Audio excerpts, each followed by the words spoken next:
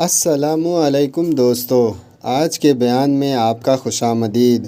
میرا نام ہے رستم اقبال اور آپ دیکھ رہے ہیں آر اقبال بیان یوٹیوب چینل۔ آج پھر ہم سب جن کا بیان سننے جا رہے ہیں ان کا نام ہے حضرت جی مولانا سعد صاحب دامت برکاتہ، جو پوری دنیا کے تبلیغی جماعت کے امیر ہیں۔ ان کی باتیں بہت ہی قیمتی اور اعلیٰ ہوتی ہے جو ہمیں اور آپ کو ضرور سننی چاہیے۔ آج پوری دنیا میں مسلمانوں کے ساتھ جو حالات چل رہے ہیں اس لحاظ سے حضرت جی کا آج کا بیان بہت ضروری اور اہم ہے جو ہمیں اور آپ کو ضرور سننی چاہیے۔ تو چلیے ویڈیو سٹارٹ کرتے ہیں اور سنتے ہیں حضرت جی کے آج کے اس قیمتی بیان کو۔ بیان کو سننے سے پہلے ہم یہ نیت اور ارادہ کر لیں کہ جو بھی باتیں اس بیان کے اندر آئیں گی ان پر ہم عمل کریں گے اور ان سب باتوں کو دوسروں تک پہنچانے کی کوشش کریں گے انشاءاللہ تعالی۔ میرا محترم دوست بزرگ عزیز ہو، اس زمانے میں مسلمان پوری دنیا میں بے اعتبار دنیا کے بے اعتبار دین کے دونوں اعتبار سے اپنے آپ کو خسارے میں اور نقصان میں محسوس کر رہا ہے، اور اپنے آپ کو مسلمان باطل کے مقابلے میں کمزور اور مغلوب پا رہا ہے۔ حالانکہ اللہ رب العزت نے مسلمان کو دنیا میں مخدوم بنایا تھا اور ساری کائنات اور کائنات کی تمام شکلوں کو اس کے لیے خادم بنایا تھا، اس کے لیے خادم بنایا تھا، اور مسلمان کو ساری کائنات میں مخدوم کی حیثیت ملی تھی۔ اس لیے کہ آپ جانتے ہیں کہ جب تک دنیا میں ایک شخص بھی اللہ اللہ کہنے والا ہوگا، سارا کائنات کا نظام ایک فرد کے اللہ اللہ کہنے پر قائم رہے گا۔ جب ساری کائنات کا وجود ایک فرد کے لفظ اللہ کہنے کی وجہ سے قائم ہے، تو جو مسلمان پورے دین پر چلیں گے ان کے لیے کائنات مسخر ہو کر ان کے کتنے تابع ہو کر چلے گی۔ لیکن اصل بات یہ ہے کہ زمانے میں مسلمان اپنے دین اور دنیا کے اعتبار سے مغلوب ہے، اور یہ اس غلبے سے نکلنے کے لیے جو کوششیں کر رہے ہیں وہ کوششیں بے اعتبار اسباب، بے اعتبار ظاہری نقشے، بے اعتبار مال کے، بے اعتبار حکام کے، یہ ان مشکلات سے نکلنے کی کوشش کر رہے ہیں۔ یہ تو ہے دنیا والوں کا حال ہے کہ دنیا والے باطل کے غلبے سے دنیا کے ذریعے نکلنا چاہتے ہیں۔ ہماری بات توجہ سے سننی ہوگی۔ دنیا والے تو باطل کے غلبے سے دنیا کے ذریعے نکلنا چاہتے ہیں، اور جو دیندار ہیں مسلمان، وہ باطل کے غلبے سے صرف اعمال کے ذریعے نکلنا چاہتے ہیں۔ ہماری بات توجہ چاہتی ہے، بہت اعمال کے ذریعے نکلنا چاہتے ہیں۔ جو بے دین ہیں، دنیا دار ہیں، وہ تو باطل کے غلبے سے اسباب کے ذریعے نکلنا چاہتے ہیں، اور جو دیندار ہیں وہ باطل کے غلبے سے اعمال کے ذریعے نکلنا چاہتے ہیں۔ حالانکہ یہ بات بالکل طے شدہ ہے کہ مسلمان کسی بھی زمانے میں باطل کے مقابلے میں اعمال سے کامیاب نہیں ہوگا۔ مسلمان کسی بھی زمانے میں باطل کے مقابلے میں صرف اعمال سے کامیاب نہیں ہوگا۔ ہماری بات بہت توجہ چاہتی ہے۔ مسلمان کتنا بھی نیک ہو جائے لیکن یہ باطل کے مقابلے میں صرف اعمال سے کامیاب نہیں ہوگا، اس لیے کہ اللہ رب العزت نے ہر زمانے میں مسلمانوں کے خسارے سے بچنے اور مسلمانوں کے غالب رہنے کے لیے 4 شرطیں اور 4 اسباب متعین کیے ہیں۔ اگر مسلمان ان میں سے 3 کو اختیار کرے، 1 کو چھوڑ دے، کبھی مغلوب رہے گا۔ 2 کو اختیار کر لے، 2 کو چھوڑ دے، تب بھی مغلوب رہے گا۔ جب تک مسلمان خسارے سے بچنے کے لیے 4 اسباب اختیار نہ کرے، جب تک مسلمان خسارے سے بچنے کے لیے 4 اسباب اختیار نہ کرے، جب تک مسلمان خسارے سے بچنے کے لیے 4 اسباب اختیار نہ کرے، یہ خسارے میں رہے گا۔ وہ چار اسباب اللہ تعالیٰ نے قرآن کی ایک صورت میں جمع کر دیے. وہ چار اسباب اللہ نے قرآن کی ایک صورت میں جمع کر. چھوٹی سی صورت ہے سورہ والعصر. سورہ والعصر امام شافعی رحمۃ اللہ علیہ فرماتے ہیں اگر یہ امت صرف سورہ والعصر میں غور کر لے اور صرف اس صورت پر عمل کر لے، جس میں صرف کرنے کے لیے چار کام بتائے ہیں، اگر مسلمان صرف سورہ والعصر میں غور کر لے اور اس پر عمل کر لے تو امام شافعی فرماتے ہیں رحمۃ اللہ علیہ کہ یہ صورت مسلمانوں کو ہر زمانے میں دین اور دنیا کے نقصان سے بچانے کے لیے کافی ہے. سورہ والعصر میں یہ چار اسباب بیان کیے گئے ہیں. اللہ نے فرمایا ہے قسم ہے زمانے کی، اور زمانے کی قسم اس لیے کھائی تاکہ لوگ یہ نہ کہیں کہ یہ تو صحابہ کے زمانے کی بات ہے. زمانے کی قسم اس لیے کھائی تاکہ مسلمان یہ سمجھ لیں کہ یہ اللہ کا ضابطہ قیامت تک ہر زمانے کے لیے ہے. اس لیے قسم بھی زمانے کی کھائی، قسم بھی زمانے کی کھائی. والعصر ان الانسان لفی خسر، قسم ہے زمانے کی کہ ساری کی ساری انسانیت خسارے میں ہے. خسارے سے بچنے والے کون ہیں؟ فرمایا کہ وہ چار آدمی ہیں. وہ چار فرمایا کہ وہ لوگ ہیں جو چار کام کریں. چار قسم کے لوگ ہیں جو خسارے سے بچ جائیں گے. سب سے پہلے وہ لوگ جو ایمان لائیں اور اعمال صالحہ کریں، یعنی پورے دین پر چلیں. اس لیے کہ یہ بات ایک حقیقت ہے کہ مسلمان اپنے ارادے سے اور اپنی چاہت سے دین کا جتنا حصہ چھوڑ دے گا، ہماری بات توجہ سننی ہوگی، دین کا جتنا حصہ چھوڑ دے گا اتنے دین پر باطل غالب آ جائے گا. مسلمان دین کا جتنا حصہ چھوڑ دے گا اتنے دین پر باطل غالب آ جائے گا. یہ بات بہت ضروری ہے.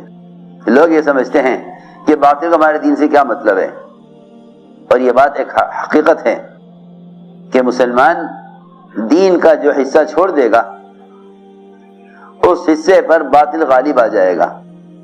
باطل کے غالب آنے کا مطلب یہ ہے کہ پھر باطل دین کے اتنے حصے کے لیے اس کو روکنے کے لیے قانون بنا دے گا. پھر مسلمان یہ کہے گا کہ جب قانون میں یہ چیز کرنا ممکن نہیں تو پھر ہم اس کو کیسے کریں. حالانکہ قانون جب بنے گا دین کے شریعت کے کسی حکم کے خلاف، جب مسلمان پہلے اس حکم کو خود چھوڑ چکا ہوگا، جب مسلمان اس حکم کو پہلے خود چھوڑ چکا ہوگا. یہ میں آپ کو قسم کھا کر کہہ سکتا ہوں کہ مسلمان کے اپنے دین میں مغلوب ہونے کی جو اصل وجہ ہے وہ مسلمان کا خود اپنی ذات سے پورے دین پر نہ چلنا ہے. کیونکہ جس حکم کو یہ اپنی خواہش سے چھوڑ دے گا، جس حکم کو یہ اپنی خواہش سے چھوڑ دے گا، گویا اس نے اتنے دین پر دوسروں کو اختیار دے دیا. پہلے مسلمان دین کو بگاڑتا ہے، پھر غیر دین کے حصے کو مٹاتے ہیں. پھر مسلمان یہ شکایت کرتا ہے کہ کیا کریں ہمیں دین پر چلنے نہیں دیتے. مولانا الیاس صاحب رحمۃ اللہ علیہ سے ایک کسی تنظیم کے بڑے صدر نے حضرت سے یہ کہا کہ جب مسلمان دین حق پر ہے اور اللہ کی مدد مسلمان کے ساتھ حق ہے تو اللہ تعالیٰ مسلمانوں کو عہدے، سلطنت، صدارت، وزارت، بادشاہت کیوں نہیں دیتے؟ مسلمان اس سے محروم کیوں ہے؟ اختیار مسلمان کے ہاتھ میں کیوں نہیں آتا؟ تاکہ مسلمان کو اختیار ملے تو پھر مسلمان اپنے عہدے اور منصب کی وجہ سے دین کے تمام شعبوں کو زندہ کرے اور کوئی قانون مسلمان کے دین کے مقابلے میں نہ آوے. مولانا صاحب نے فرمایا کہ جب مسلمان دین کے اس حصے کو چھوڑ دے گا، جو مسلمان دین کے اس حصے کو چھوڑ دے گا جس پر عمل کرنے کا اسے پورا اختیار ہے اور اس کے لیے اس میں کوئی رکاوٹ نہیں ہے، جو مسلمان دین کو کہ اس حصے کو چھوڑ دے گا جس پر عمل کرنے کا اسے پورا اختیار ہے، اس کے لیے اس میں کوئی رکاوٹ نہیں ہے۔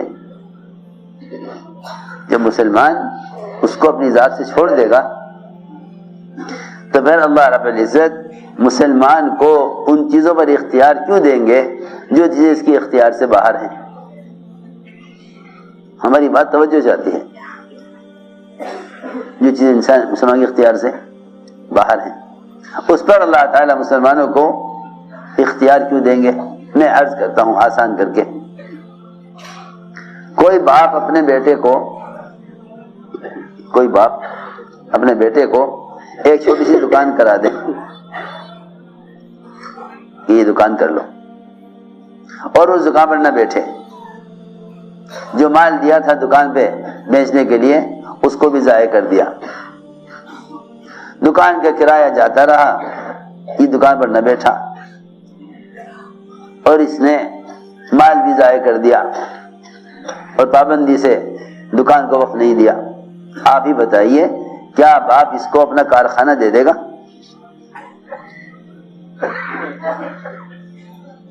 جس سے اس کے اختیار کا چھوٹا کام نہیں ہوا، کیا اللہ تعالیٰ اس کے ہاتھ میں بڑا کام دے دیں گے؟ بس یہ عرض کرنا چاہتا ہوں کہ مسلمان کو زندگی پر چلنے کا اختیار حاصل ہے، اگر اس نے اس کو پورا نہ کیا۔ میرے دوستو عزیزوں، اللہ رب العزت نے کامیابی کا وعدہ پورے دین پر کیا ہے، کامیابی کا وعدہ پورے دین پر کیا ہے، کامیابی کا وعدہ پورے دین پر کیا ہے۔